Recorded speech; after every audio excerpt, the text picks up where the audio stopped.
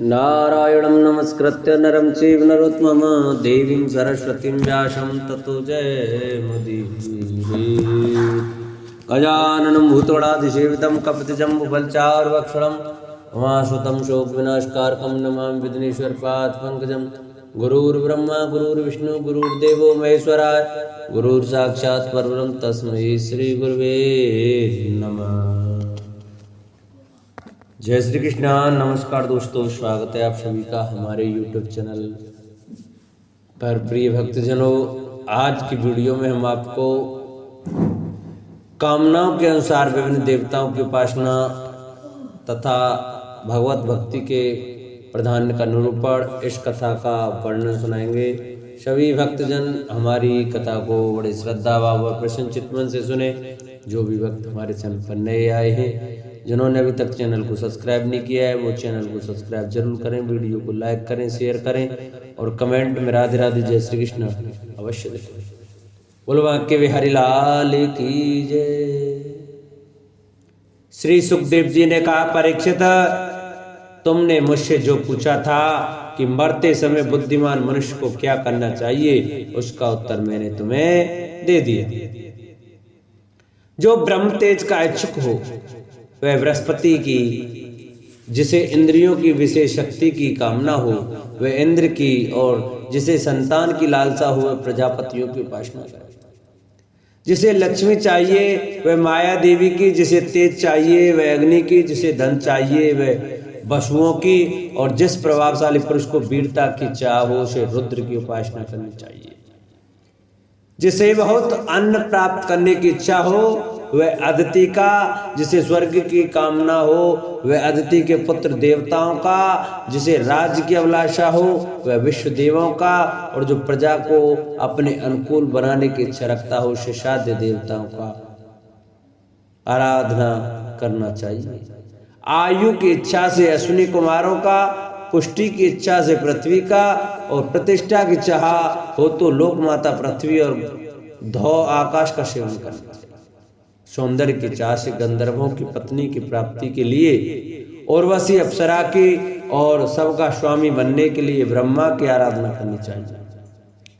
जिसे यश की इच्छा हो वह यज्ञ पुरुष की, जिसे खजाने की लालसा हो वह वरुण की, विद्या प्राप्ति करने की आशंका हो तो भगवान शंकर की, और पति पत्नी में परस्पर प्रेम बनाए रखने के लिए पार्वती जी की उपासना करनी चाहिए।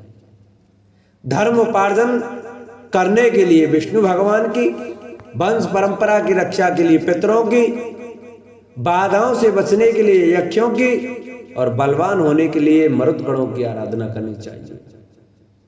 राज्य के लिए मनवंतरों के अधिपति देवों को, अविचार के लिए निसृति को, भोगों के लिए चंद्रमा को, निष्कामता प्राप्त करने के लिए परम पुरुष नारायण को भजना चाहिए।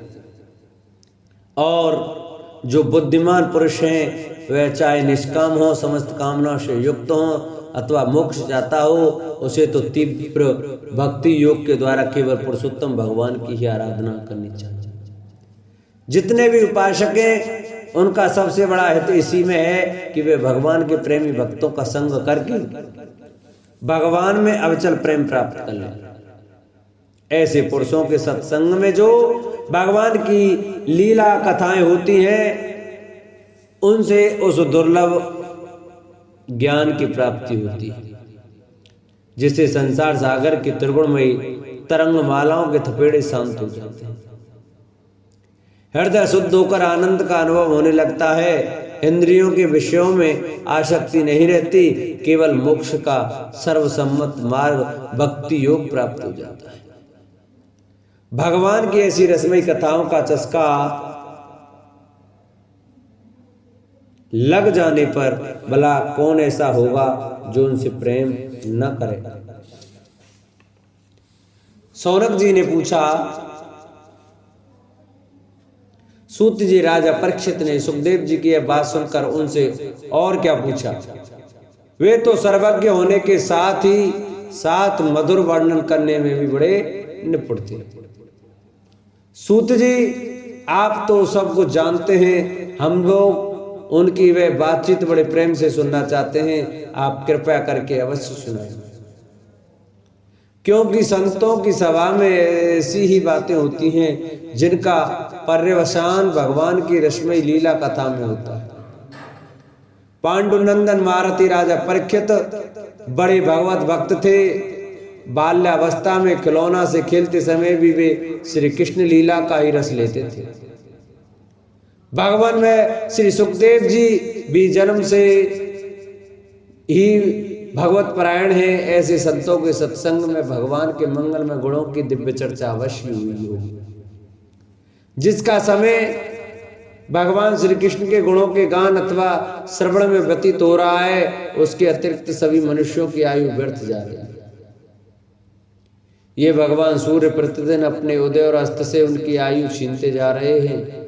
क्या वृक्ष नहीं जीते? क्या लोहार की धोंकनी सांस नहीं लेती? गांव के अन्य पालतू पशु क्या मनुष्य पशु की ही तरह खाते पीते या मैथुन नहीं करते? जिसके कान में भगवान श्री कृष्ण की लीला कथा कभी नहीं पड़ी, वह नर पशु कुत्ते ग्राम सूकर ऊंट और गधे से भी गया बीता है। सूत जी, जो मनुष्य भगवान श्री कृष्ण की कथा कभी नहीं सुनता, उसके कान बिल के समान है। जो जीव भगवान की लीलाओं का गायन नहीं करती, वह मेढक की जीव के समान टर टर करने वाली है। उसका तो न रहना ही अच्छा है। जो सिर कभी भगवान श्री कृष्ण के चरणों में नहीं झुकता, वह रेशमी वस्त्र से सुसज्जित और मुकुट से युक्त होने पर भी बोझ मात्री है। जो हाथ भगवान की सेवा पूजा नहीं करते, वे सोने के कंगन से भूषित होने पर भी मुर्दे के हाथ हैं। जो आंखें भगवान की याद दिलाने वाली मूर्ति, तीर्थ, नदी आदि का दर्शन नहीं करती, वे मोरों की पंखों में बने हुए आंखों के चिन्ह के समान निरर्थक है। मनुष्यों के वे पैर चलने की शक्ति रखने पर भी न चलने वाले पेड़ों जैसे ही हैं। जो भगवान की लीला स्थलियों की यात्रा नहीं करते, जिस मनुष्य ने भगवत प्रेमी संतों के चरणों की धूल कभी सिर पर नहीं चढ़ाई, वह जीता हुआ भी मुर्दा है। जिस मनुष्य ने भगवान के चरणों पर चढ़ी हुई तुलसी की सुगंध लेकर उसकी सराहना नहीं की, वह सांस लेता हुआ भी श्वास रहित सब है। सूत जी, वह हृदय ही नहीं लो आए जो भगवान के मंगल में नामों का श्रवण कीर्तन करने पर भी पिघलकर उन्हीं की ओर बस नहीं जाता। जिस समय हृदय पिघल जाता है, उस समय नेत्रों में आंसू छलकने लगते हैं और शरीर का रोम रोम खिल उठता है। प्रिय सूत जी, आपकी वाणी हमारे हृदय को मधुरता से भर देती है। इसलिए भगवान के परम भक्त आत्मविद्या विशारद सुखदेव जी ने परीक्षित के सुंदर प्रश्न करने पर जो कुछ कहा, वह संवाद आप कृपया करके हम लोगों को सुनाइए। राजा का सृष्टि विषय प्रश्न और सुखदेव जी का कथा आरंभ। सूत जी कहते हैं, सुखदेव जी के वचन भगवत तत्व का निश्चय कराने वाले थे। उत्तरानंदन राजा परीक्षित ने उन्हें सुनकर अपनी शुद्ध बुद्धि भगवान श्री कृष्ण के चरणों में अनन्य भाव से समर्पित कर दी। शरीर, पत्नी, पुत्र, महल, पशु, धन, भाई, बंधु और निष्कंटक राज्य में नित्य के अभ्यास के कारण उनकी दृढ़ ममता हो गई थी। एक क्षण में ही उन्होंने उस ममता का त्याग कर दिया। सोनकाद ऋषियों, महान यशस्वी परीक्षित ने अपने मृत्यु का निश्चित समय जान लिया था। इसलिए उन्होंने धर्म, अर्थ और काम से संबंध रखने वाले जितने भी कर्म थे, उनका संन्यास कर दिया। इसके बाद भगवान श्री कृष्ण में सुदृढ़ आत्मभाव को प्राप्त होकर बड़ी श्रद्धा से भगवान श्री कृष्ण की महिमा सुनने के लिए उन्होंने श्री सुखदेव जी से यही प्रश्न किया जिसे आप लोग मुझसे पूछ रहे हैं। परीक्षित ने पूछा, भगवत रूप मुनिवर, आप परम पवित्र और सर्वज्ञ हैं। आपने जो कुछ कहा है वह सत्य एवं उचित है। आप जो जो भगवान की कथा कहते जा रहे हैं, त्यों त्यों मेरे अज्ञान का पर्दा फटता जा रहा है। मैं आपसे फिर भी यह जानना चाहता हूं कि भगवान अपनी माया से संसार की सृष्टि कैसे करते हैं। इस संसार की रचना तो इतनी रहस्यमयी है कि ब्रह्मादि समर्थ लोकपाल भी इसके समझने में भूल कर बैठते हैं। भगवान कैसे इस विश्व की रक्षा और प्रसार करते हैं। अनंत शक्ति परमात्मा किन किन शक्तियों का आश्रय लेकर अपने आप को खिलौने बनाकर खेलते हैं। वे बच्चों के बनाए हुए घरौनों की तरह ब्रह्मांडों को कैसे बनाते हैं और फिर किस प्रकार बात की बात में मिटा देते हैं। भगवान श्री हरि की लीलाएं बड़ी ही अद्भुत अचिंत्य हैं। इसमें संदेह नहीं कि बड़े बड़े विद्वानों के लिए भी उनकी लीला का रहस्य में समझना अत्यंत कठिन प्रतीत होता है। भगवान तो अकेले ही हैं। वे बहुत से कर्म करने के लिए पुरुष रूप से प्रकृति विभिन्न गुणों को एक साथ ही धारण करते हैं अथवा अनेक अवतार ग्रहण करके उन्हें क्रम से धारण करते हैं। मुनिवर, आप वेद और ब्रह्मा तत्व दोनों के पूर्ण मर्मज्ञ हैं, इसलिए मेरे इस संदेह का निवारण कीजिए। सूत जी कहते हैं, जब राजा परीक्षित ने भगवान के गुणों का वर्णन करने के लिए उनसे इस प्रकार प्रार्थना की, तब सुखदेव जी ने भगवान श्री कृष्ण का बार बार स्मरण करके अपना प्रवचन प्रारंभ किया। श्री सुखदेव जी ने कहा, उन पुरुषोत्तम भगवान के चरण कमलों में मेरे कोटि कोटि प्रणाम हैं, जो संसार की उत्पत्ति स्थिति और प्रलय की लीला करने के सत्व रज तथा तमोगुण तीन शक्तियों को स्वीकार कर ब्रह्मा विष्णु और शंकर का रूप धारण करते हैं, जो समस्त चर अचर प्राणियों के हृदय में अंतर्यात्मा रूप से विराजमान है, जिनका स्वरूप और उसकी उपलब्धि का मार्ग बुद्धि के विषय नहीं है, जो अत्यंत उन्नत है तथा जिनकी महिमा भी अनंत है। हम उन्हें बार बार उनके चरणों में नमस्कार करते हैं, जो सत्पुरुषों का दुख मिटाकर उन्हें अपने प्रेम का दान करते हैं, दुष्टों की संसार का बढ़ती रोककर उन्हें मुक्ति देते हैं तथा जो लोग परमहंस आश्रमों में स्थित हैं उन्हें उनकी भी अविष्ट वस्तु का दान करते हैं, क्योंकि चर अचर समस्त प्राणी उन्हीं की मूर्ति है, इसलिए किसी से भी उनका पक्षपात नहीं है।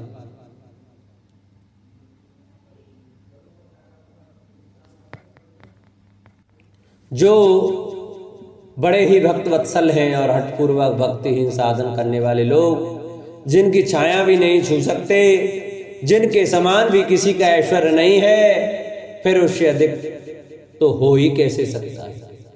तथा ऐसे ऐश्वर्य से युक्त होकर जो निरंतर ब्रह्म स्वरूप अपने धाम में विहार करते रहते हैं, उन भगवान श्री कृष्ण को मैं बार बार नमस्कार करता हूं, जिनका कीर्तन स्मरण दर्शन वंदन श्रवण और पूजन जीवों के पापों को तत्काल नष्ट कर देता है। उन पुण्य कीर्ति भगवान श्री कृष्ण को बार बार नमस्कार है। विवेकी पुरुष जिनके चरण कमलों की शरण लेकर अपने हृदय से इस लोक और परलोक की आसक्ति निकाल डालते हैं और बिना किसी परिश्रम के ही ब्रह्म पद को प्राप्त कर लेते हैं, उन मंगलमय कीर्ति वाले भगवान श्री कृष्ण को अनेक बार नमस्कार है। बड़े बड़े तपस्वी ज्ञानी यशस्वी मनस्वी सदाचारी और मंत्रवेत्ता जब तक अपनी साधनाओं को तथा अपने आप को उनके चरणों में समर्पित नहीं कर देते, तब तक उन्हें कल्याण की प्राप्ति नहीं होती। जिनके प्रति आत्मसमर्पण की ऐसी महिमा है, उन कल्याणमय कीर्ति वाले भगवान को बार बार नमस्कार है। किरात हूण आंध्र पुलिंद पुलकस आविद कंक यवन और खस आदि नीच जातियां तथा दूसरे पापी जिनके शरणागत भक्तों की शरण ग्रहण करने से ही पवित्र हो जाते हैं, उन सर्वशक्तिमान भगवान को बार बार नमस्कार है। वे ही भगवान ज्ञानियों के आत्मा है, भक्तों के स्वामी है, कर्मकांडियों के लिए वेद मूर्ति है, धार्मिकों के लिए धर्म मूर्ति है और तपस्वियों के लिए तप स्वरूप है। ब्रह्मा शंकर आदि बड़े बड़े देवता भी अपने शुद्ध दृढ़ से उनके स्वरूप का चिंतन करते और आश्चर्यचकित होकर देखते रहते हैं। वे मुझ पर अपने अनुग्रह की प्रसाद की बरसात करें। जो समस्त संपत्तियों की स्वाभिमानी लक्ष्मी देवी के पति हैं, समस्त यज्ञों के भोक्ता एवं फलदाता हैं, प्रजा के रक्षक हैं, सबके अंतर्यामी और समस्त लोकों के पालन करता है तथा पृथ्वी देवी के स्वामी हैं, जिन्होंने यदवंश में प्रकट होकर अंधक विष्णु एवं यदवंश के लोगों की रक्षा की तथा जो उन लोगों के एकमात्र आश्रय रहे हैं, वे भक्तवत्सल संत जनों के सर्वस्व श्री कृष्ण मुझ पर प्रसन्न हैं। विद्वान पुरुष जिनके चरण कमलों के चिंतन रूप समाधि से शुद्ध हुई बुद्धि के द्वारा आत्म तत्व का साक्षात्कार करते हैं तथा उनके दर्शन के अनंतर अपनी अपनी मति और रुचि के अनुसार जिनके स्वरूप का वर्णन करते रहते हैं, वे प्रेम और मुक्ति के लुटाने वाले भगवान श्री कृष्ण मुझ पर प्रसन्न हैं। जिन्होंने सृष्टि के समय ब्रह्मा के हृदय में पूर्व कल्प की स्मृति जागृत करने के लिए ज्ञान की अधिष्ठात्री देवी को प्रेरित किया और वे अपने अंगों के सहित वेद के रूप में उनके मुख से प्रकट हुए। वे ज्ञान के मूल कारण भगवान मुझ पर कृपा करें, मेरे हृदय में प्रकट हो। भगवान ही पंच महाभूतों से इन शरीर का निर्माण करके इनमें जीव रूप से शयन करते हैं और 5 ज्ञानेंद्रियां, 5 कर्मेंद्रियां, 5 प्राण और 1 मन, इन 16 कलाओं से युक्त होकर इनके द्वारा 16 विषयों का भोग करते हैं। वे सर्वभूत में भगवान मेरी वाणी को अपने गुणों से अलंकृत कर देते। संत पुरुष जिनके मुख कमल से मकरंद के समान झरती हुई ज्ञानमय सुधा का पान करते रहते हैं, उन वासुदेवा अवतार सर्वज्ञ भगवान व्यास के चरणों में मेरा बार बार नमस्कार है। परीक्षित, वेद गर्भ स्वयंभू ब्रह्मा ने नारद के प्रश्न करने पर यही बात कही थी जिसका स्वयं भगवान नारायण ने उन्हें उपदेश किया था और वही मैं तुमसे कह रहा हूँ। सृष्टि वर्णन। नारद ने पूछा, पिताजी आप केवल मेरे ही नहीं सबके पिता, समस्त देवताओं में श्रेष्ठ एवं सृष्टि करता है, आपको मेरा प्रणाम। आप मुझे वह ज्ञान दीजिए जिससे आत्म तत्व का साक्षात्कार हो जाता है। पिताजी, इस संसार का क्या लक्षण है, इसका आधार क्या है, इसका निर्माण किसने किया है, इसका प्रलय किसमें होता है, ये किसके अधीन है और वास्तव में ये है क्या वस्तु, आप इसका तत्व बतलाइए। आप तो ये सब कुछ जानते हैं, क्योंकि जो कुछ हुआ है, हो रहा है या होगा, उसके स्वामी आप ही।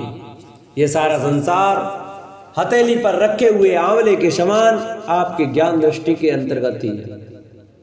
पिताजी, आपको यह ज्ञान कहां से मिला, आप किसके आधार पर ठहरे हुए हैं, आपका स्वामी कौन है और उसका स्वरूप क्या है। आप अकेले ही अपनी माया से पंचभूतों के द्वारा प्राणियों की सृष्टि कर लेते हैं, कितना अद्भुत। जैसे मकड़ी अनायास ही अपने मुंह से जाला निकालकर उसमें खेलने लगती है, वैसे ही आप अपनी शक्ति के आश्रय से जीवों को अपने में ही उत्पन्न करते हैं और फिर भी आप में कोई विकार नहीं होता। जगत में नाम रूप और गुणों से जो कुछ जाना जाता है, उसमें मैं ऐसी कोई सत असत, उत्तम मध्यम या अधम वस्तु नहीं देखता जो आपके सिवा और किसी से उत्पन्न हुई। इस प्रकार सबके ईश्वर होकर भी आपने एकाग्रचित से घोर तपस्या की। इस बात से मुझे मोह के साथ साथ बहुत सी शंका भी हो रही है कि आपसे बड़ा भी कोई है क्या। पिताजी, आप सर्वज्ञ और सर्वेश्वर हैं, जो कुछ मैं पूछ रहा हूं वह सब आप कृपा करके मुझे इस प्रकार समझाइए कि जिससे मैं आपके उपदेशों को ठीक ठीक समझ सकूं। ब्रह्मा जी ने कहा, बेटा नारद, तुमने जीवों के प्रति करुणा के भाव से भरकर यह बहुत ही सुंदर प्रश्न किया है,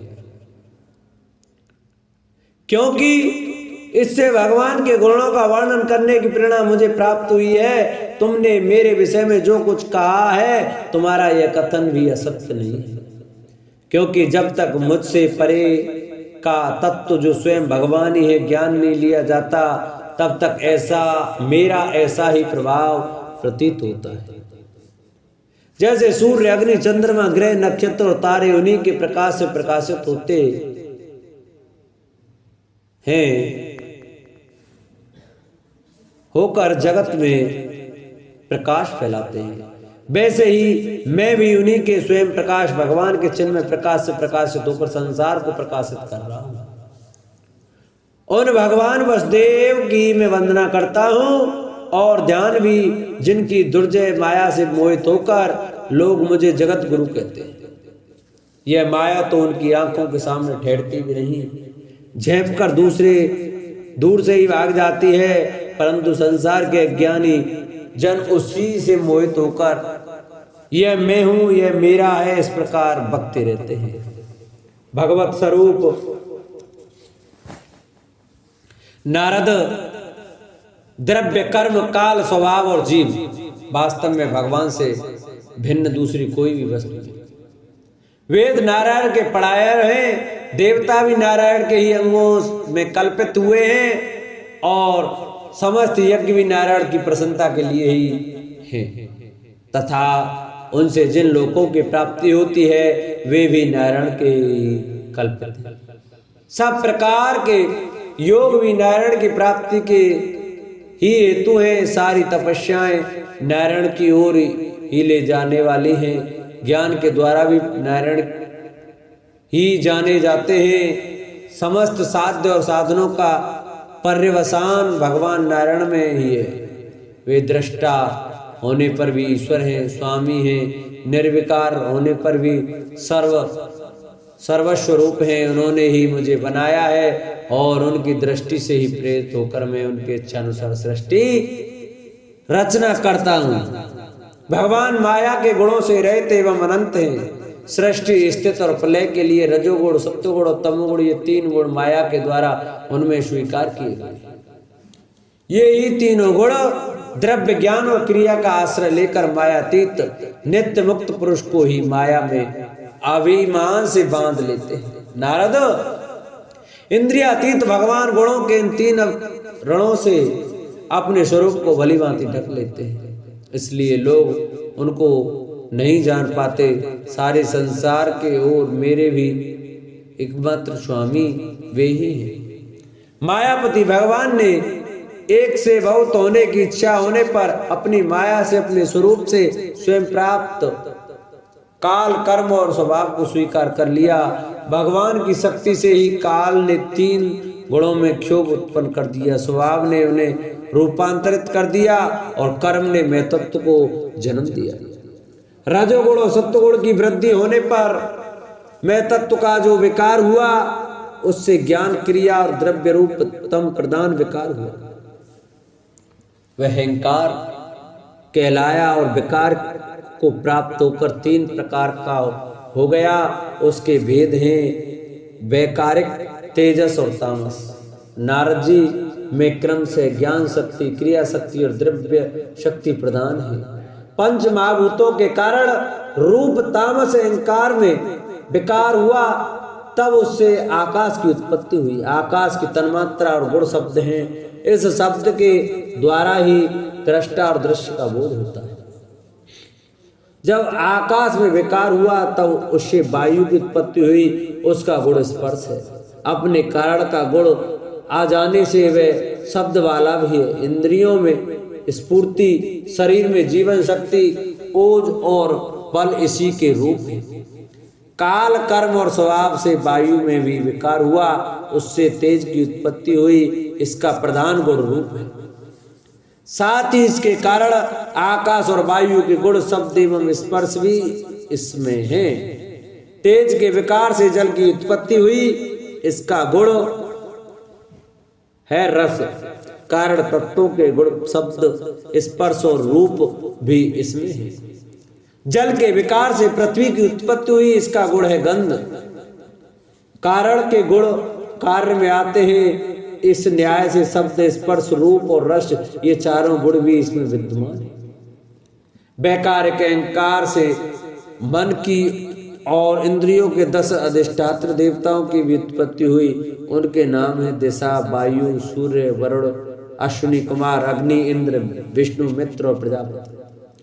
तेज से अहंकार के विकार से क्षोत्र, त्वचा, नेत्र, जिह्वा और प्राण और घ्राण, ये 5 ज्ञान इंद्रियां एवं वाक, हस्त, पद, गुदा और ज्ञान जनेन्द्रियां, ये 5 कर्मेंद्रियां उत्पन्न हुई। साथ ही ज्ञान शक्ति रूप बुद्धि और क्रिया शक्ति रूप प्राण भी तेजस अहंकार से उत्पन्न हुए। श्रेष्ठ ब्रह्मविद्त जिस समय वे पंचभूत, इंद्रिय, मन और सत्व आदि तीनों गुण परस्पर संगठित नहीं थे, तब अपने रहने के लिए भोगों के साधन रूप शरीर की रचना नहीं कर सके। जब भगवान ने इन्हीं अपनी शक्ति से प्रेरित किया, तब वे तत्व परस्पर एक दूसरे के साथ मिल गए और उन्होंने आपस में कारण भाव स्वीकार करके विष्टि समाधि रूप पिंड और ब्रह्मांड दोनों की रचना की। वह ब्रह्मांड रूप अंडा एक सहस्त्र वर्ष तक निर्जीव रूप से जल में पड़ा रहा। फिर काल, कर्म और स्वभाव को स्वीकार करने वाले भगवान ने उसे जीवित कर दिया। उस अंडे को फोड़कर उसमें से वही विराट पुरुष निकला, जिसकी जंघा, चरण, भुजाएं, नेत्र, मुख और सिर सहस्त्रों की संख्या में। विद्वान पुरुष उपासना के लिए उसी के अंगों में समस्त लोक और उनमें रहने वाली वस्तुओं की कल्पना करते हैं। उसकी कमर के नीचे के अंगों में 7 पाताल की और उसके पेड़ू से ऊपर के अंगों में 7 स्वर्ग की कल्पना की जाती है। ब्रह्मांड इस विराट पुरुष का मुख है, भुजाएं क्षत्रिय हैं, जांघों से वैश्य और पैरों से शूद्र उत्पन्न हुए हैं।